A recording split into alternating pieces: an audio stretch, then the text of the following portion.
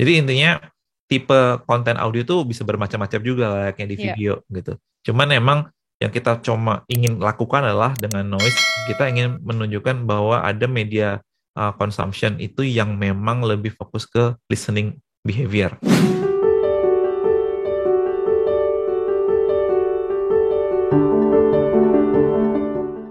Discussion kembali hadir bersama saya Yeni Yusra dan kali ini kita akan berbincang-bincang dengan CEO Noise, Rado Ardian. Hai Rado, apa kabar?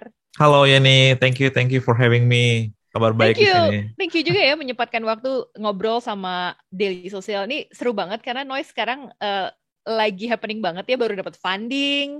Kemudian podcast juga sekarang, correct me if I'm wrong, lagi on demand dan on the rise gitu. Tapi talk to me about Noise sendiri sih, Rado. Sebenarnya transformasi Noise sebagai platform audio yang saat ini mulai banyak ya diminati oleh user. eh, the right time nggak sih waktunya atau ternyata sebelumnya juga di Indonesia sendiri sudah mulai familiar nih dengan podcast ini atau audio platform seperti Noise.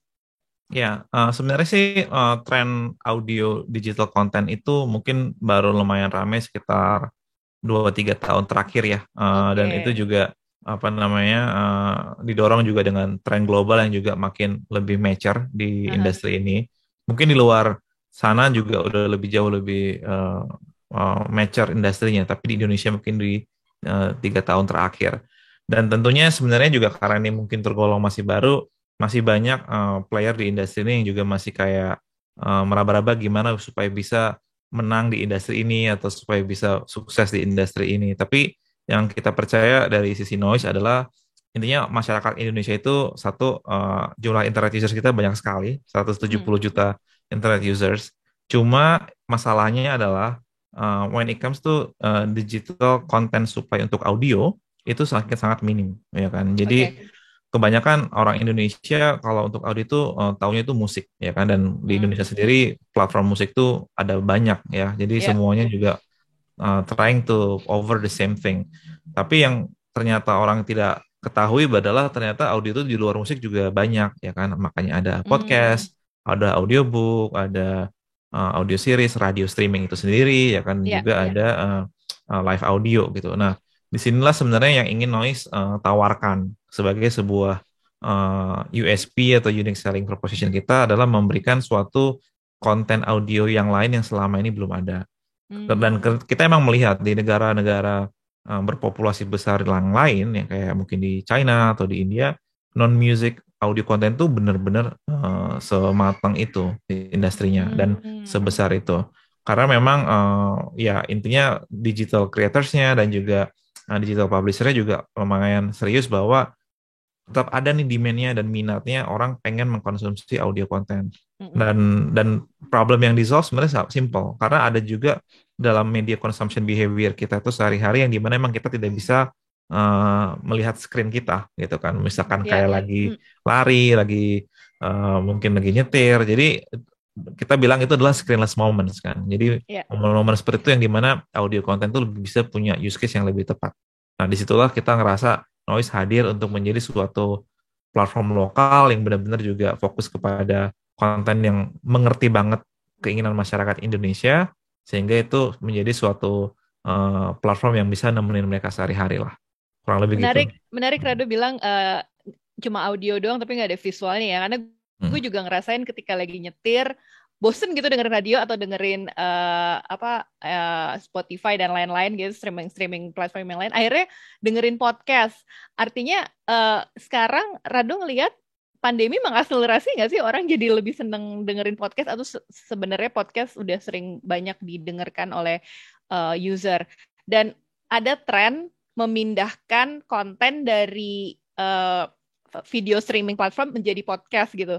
Itu Hmm. kedepannya memang akan seperti itu ya, karena jadi nggak cukup cuma punya konten video, tapi audionya juga mereka aplikasikan ke platform seperti seperti Noise dan lainnya gitu. Jadi ngirit konten, tapi di sisi lain gue juga ngelihat itu sebagai opsi juga ya. Ya kita males nonton video, kita dengerin audionya aja gitu. Iya, betul. Dan Ah, maksudnya mungkin selama ini kan orang-orang kadang-kadang sebagai anggaplah kita sebagai kreator atau sebagai video owner gitu ya. Mungkin ya. mereka merasa ya kalau emang kadang-kadang ada audiens saya pengen mengkonsumsi konten saya saat dia sedang mungkin menjelang tidur atau lagi Heeh. sambil olahraga, ya dia buat aja versi audionya bisa juga gitu kan. Iya, Tapi ada juga kreator yang ngebuat kontennya emang hanya fokus untuk audio audio. only, ya. Mm-mm. Jadi itu diberikan kembali pilihan itu kepada kreator. Oke. Tapi ternyata memang audio itu demand-nya ada di Hmm. Indonesia, ya kan? Dan jumlah produk kita sebesar itu dan ngelihat size potensi pasar yang ada di Indonesia emang lebih make sense bahwa memang audio konten juga harus menjadi salah satu alternatif media yang disediakan Oke. gitu kan. Dan makin sekarang itu emang makin banyak pendengar podcast juga karena kreator-kreator juga makin banyak gitu kan. Dulu Ya. mungkin 3 tahun lalu juga mungkin beberapa aja yang terkenal gitu. Tapi makin kesini juga makin banyak yang Aha. membuat podcast. Dan Noise juga mencoba menjadi sebuah player di industri ini yang mau ya bilangnya mendobrak lah ya. Dan kadang-kadang mendobrak tuh butuh merangkul berbagai macam pihak yang bisa menjadikan ini jauh lebih mainstream dari sebelumnya gitu kan. Ya. Makanya strategi Noise untuk berpartner dengan para public figures, para celebrities, top creators itu salah satu metode kita untuk membuat semakin banyak audience di Indonesia tahu bahwa oh podcast itu juga ternyata seru ya gitu dan Mm-mm. ini audio only. Banyak banget kalau kita ngelihat reviewnya aplikasi kita tuh orang bilang oh ini kayak radio zaman dulu tapi lebih modern karena bisa di play on demand terus kita bisa dengerin Iya. figures favorit kita atau idola kita dan segala macam. Jadi Mhm. ini hanya basically is just like a natural shift aja Iya. dari traditional audio industry yang dulu mungkin kebanyakan lewat radio, sekarang kita membuat ini lebih modern di mana sudah bisa masuk ke digital. Gitu Tapi sih. kalau di Indonesia sendiri, konten seperti apa sih yang diminati? Kalau kita bicara soal demografi ya, Ya, pendengarnya tuh bisa dibilang Gen Z milenial atau ternyata Gen Xers gitu. Atau correct me ya, if I'm wrong, agnostik untuk pendengar betul. podcast lokal. Kalau kontennya sendiri, noise curated-nya based on apa tuh, Rado? Ya, jadi interestingly, Indonesia Hmm. itu apapun platform OTT-nya, genrenya itu sebenarnya mirroring. Ya, jadi kalau kita lihat di video yang mungkin gede apa sih? Kalau nggak komedi, entertainment gitu ya, Ya, horor, same thing. iya Di audio bener-bener. juga kayak gitu. Iya, Kalau iya. kita lihat bioskop yang sering tiketnya kejual banyak, genrenya Horor. apa sih? Sama-sama kan kalau komedi, romance, horor. Jadi Oke. sebenarnya konten is universal. Heeh. Formatnya yang mungkin berbeda, ya kan? Nah, jadi Oh. Noise adalah basically another platform yang menjadikan format yang berbeda dari yang selama ini ada di video atau mungkin di offline industry dan segala macam gitu kan. Heeh. Nah, karena emang eh, entertainment industry di Indonesia itu masih sangat diminati dan pasarnya masih paling besar. Iya, Tapi iya. tentunya juga ada orang yang tetap juga suka konten podcast yang lebih sifatnya edukatif Mhm. atau inspiring, yang mungkin lebih belajar. Ya ada juga, cuman layaknya kita lihat juga mungkin di YouTube, audiensnya itu tidak sebesar kalau kita nonton audiens channel-channel yang lebih entertaining gitu kan. Iya, iya. Jadi ya tergantung segmennya aja sih sebenarnya. Mm-mm. Tapi yang kita lihat juga waktu saya juga dulu di perusahaan sebelumnya kan eh, saya juga lumayan ini ya menghandle YouTube juga kan ya. Jadi Heeh. di mana emang audiensnya kayak di YouTube dan di Noise itu mirip di mana itu ya milenial dan Gen Z yang lebih mendominasi gitu. Oh, Jadi oke. kalau di Noise sendiri itu Gen Z-nya malah lebih tinggi dibandingkan millennials-nya.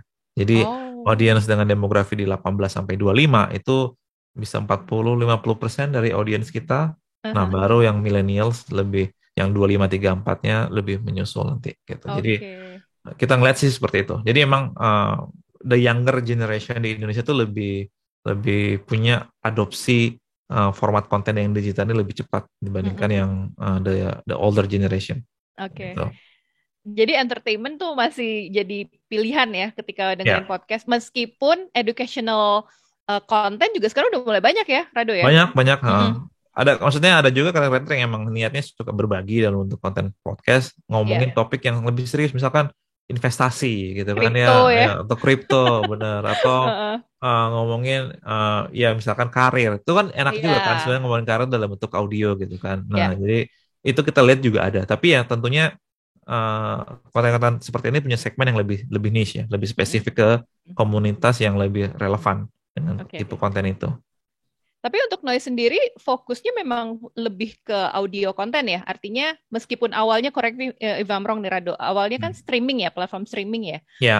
Apakah musiknya juga masih menjadi bagian atau fokus di audio konten atau podcast dan sejenisnya nih?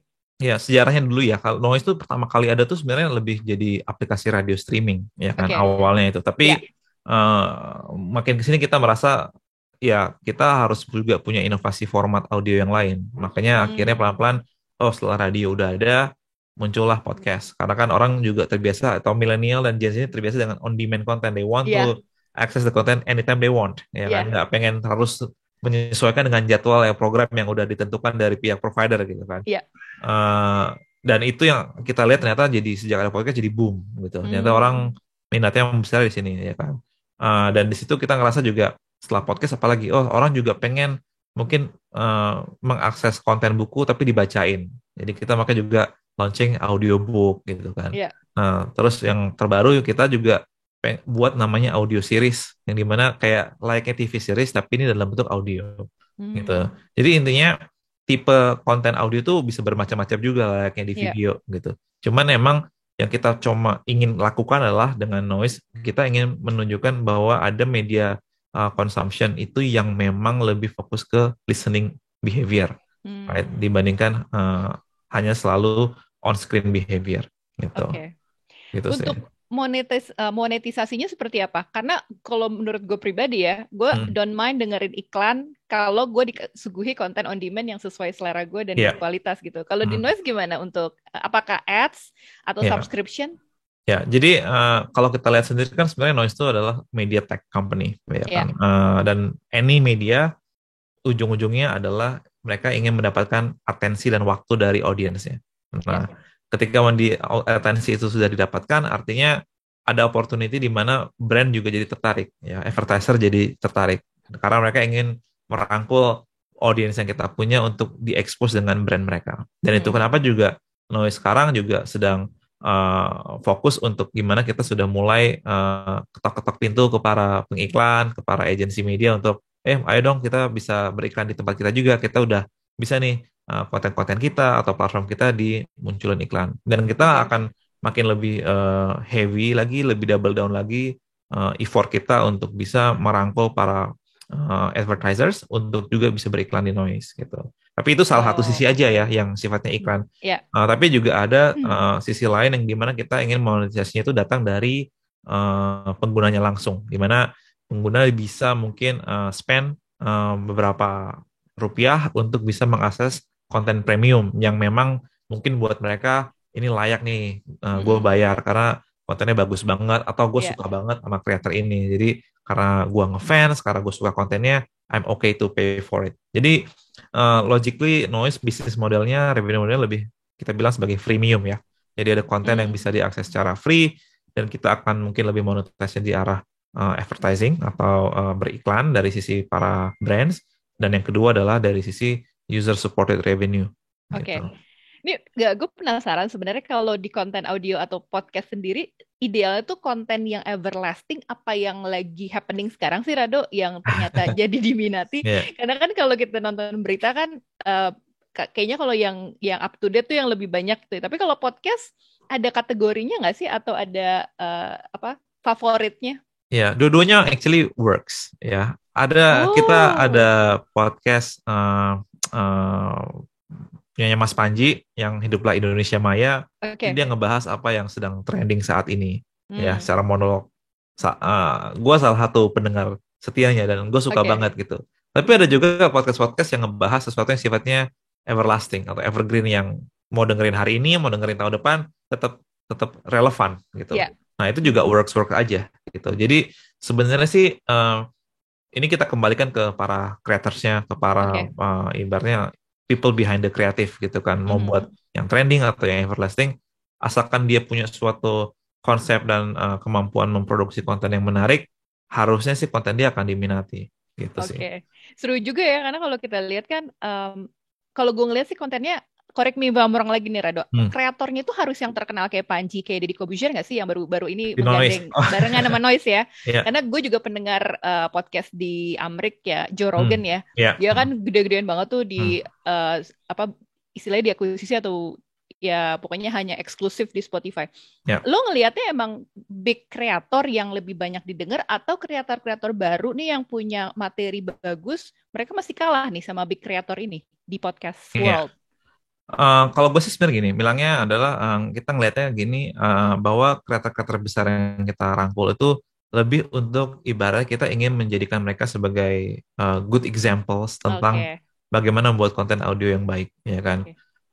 Dan kedua adalah untuk membuat uh, the awareness about podcast itu jauh lebih cepat untuk dipahami oleh orang kebanyakan, Hmm, gitu, ya kan?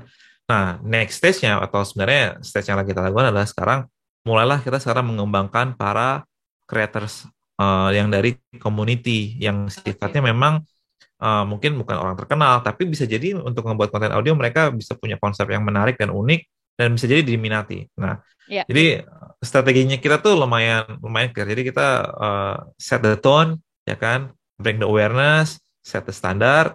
Nah, langsung kan orang rasa kayak seru juga ya, bisa jadi ya, kayak gitu, seru juga ya buat konten kayak gini. Nah, jadi dengan begitu mereka jadi kayak punya semacam guidance, oh gimana ya cara buatnya, tapi yang bisa tetap menunjukkan diri saya yang otentik kalau ngebuat podcast gitu. Nah, ya. makanya kita baru-baru ini juga launching namanya program Noise Maker, ya kan? Hmm, Jadi anyone can be a noise maker. Jadi itu sebutan kreatornya kita, ya kan?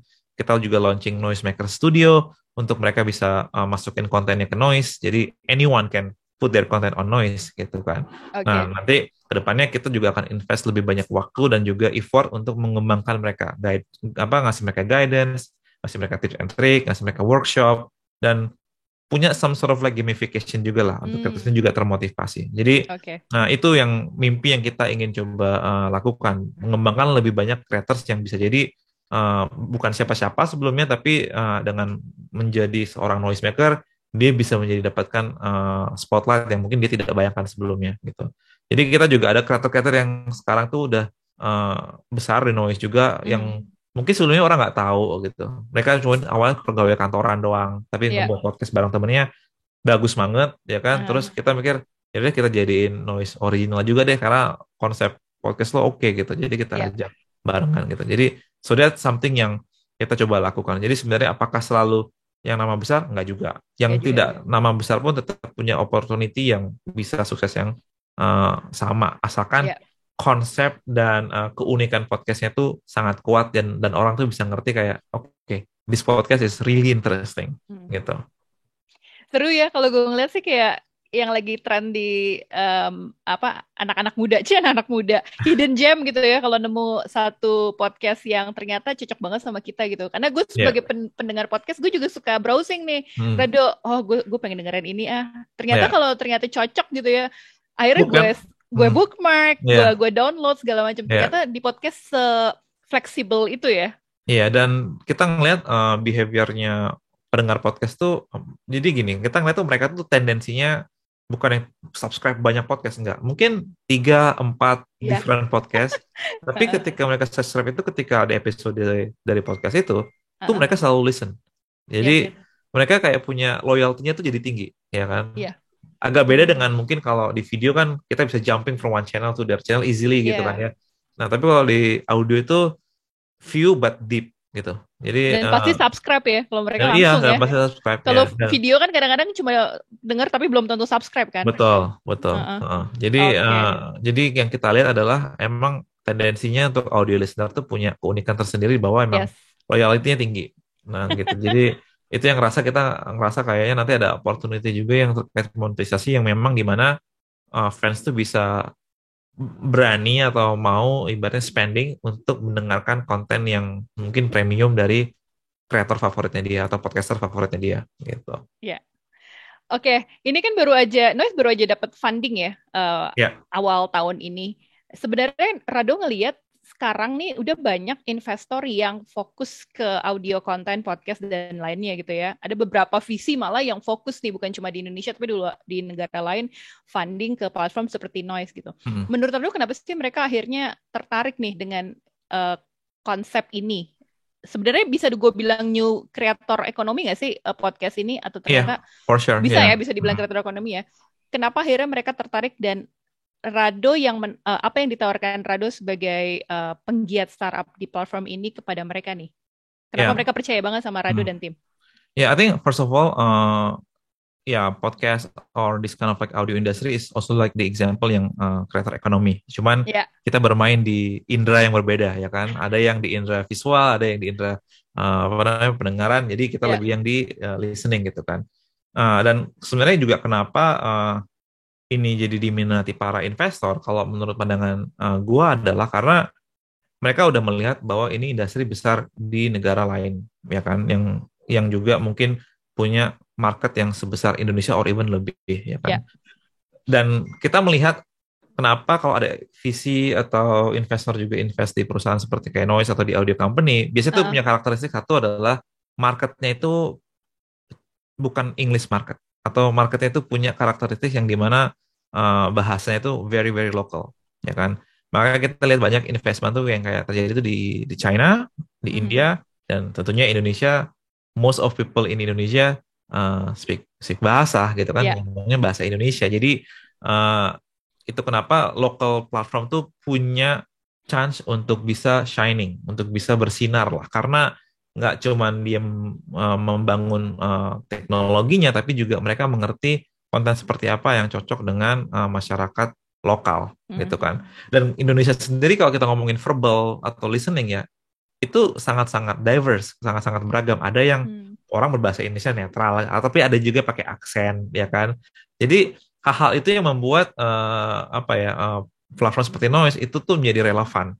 Karena Ya, kalau seandainya kita nyediain konten mungkin yang beraksen Jawa, itu mungkin sangat-sangat umum didengar untuk relatable gitu ya. relatable untuk orang-orang yang mungkin tinggal di Jawa Timur atau Jawa Iya, Tengah gitu kan. uh, Nah, jadi dibandingkan kalau orang berbahasa Indonesia yang seperti biasanya gitu. Nah, ya, jadi aspek-aspek itu yang Noise tuh pengen emphasize, pengen tekankan untuk bahwa inilah yang membuat nilai uniknya dari Noise itu sendiri aha. gitu. Ataupun audio company di negara lain seperti Oke. itu. Bener-bener ya kalau podcast atau audio konten ini quality banget ya yang dikedepankan ya. Jadi Iya, mm-mm. selama konten lo bagus dan ada value-nya, lo pasti bakalan punya subscriber. Jadi Iya, kreatornya sendiri juga harus bisa menciptakan konten yang relevan buat target audiensnya ya. betul, betul. Dan jadi ibaratnya untuk seorang kreator tuh satu challenge video creator yang mereka nggak harus pikirin adalah mereka nggak harus ngomong depan kamera, ya kan? Ya, Tapi bukan berarti mereka jadi lebih enak, nggak. Tapi mereka harus menggeser fokusnya tuh untuk gimana supaya quality audionya, suaranya, naratifnya itu ya, jadi bagus gitu. yes. Jadi ya kadang-kadang kan kita nggak bisa expect semua creator juga nyaman ya di depan kamera Ya, kan. Ada orang mhm, yang lebih nyaman depan mikrofon gitu kan. Nah, ya. ya itulah yang creator-creator yang kita ingin munculkan di permukaan melalui Noise, melalui program-programnya kita sehingga mereka juga bisa menjangkau audiens yang mungkin selama ini nggak mereka nggak sangka tuh bisa mendengarkan konten mereka gitu Nah, sih.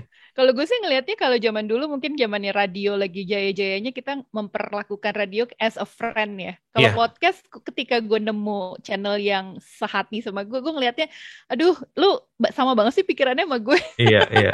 Tahu nggak tagline-nya kita apa? Kita tagline Apa? teman dalam genggaman, ya kan? Jadi, Oh, jadi emang kita memang memposisikan platform kita sebagai teman. Dan interesting oke. fact adalah Noise itu eh, dalam satu hari peak time-nya kita tuh di atas jam 9 malam, justru. Oh, Ya. wow, Bukan ketika menarik orang ya. commuting, jadi bukan pas berangkat kerja, ya Jadi tinggi bukan juga. cuma background aja ya, tapi orang Iya, beneran heeh. dengerin ya.